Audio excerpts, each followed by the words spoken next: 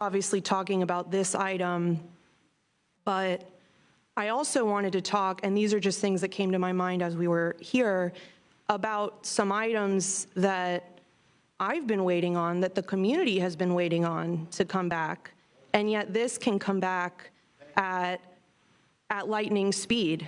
3 years ago, we asked for a policy to come back to us regulating the use of the Rook, the tactical vehicle that TPD has, and we wanted to make sure that it would not be used inappropriately. That item never came back.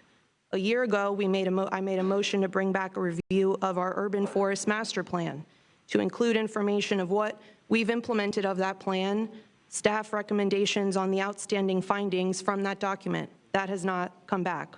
Over 6 months ago, we voted to have an item come back on the West End district placemaking, Pensacola Street, and what we've seen there.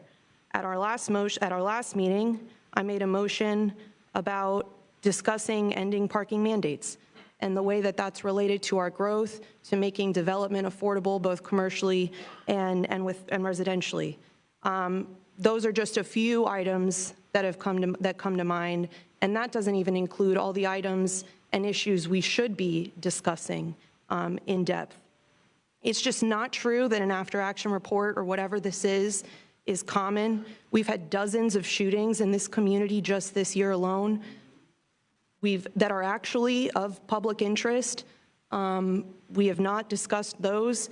If you're listening today, I hope you know that this is not normal. I think you already know that, but I want you to hear it from me that it's not normal. Your instinct that tells you that there's a world where your government works for you, prioritizes what's important, what is of public interest, a government that takes care of the vulnerable and treats all people with respect.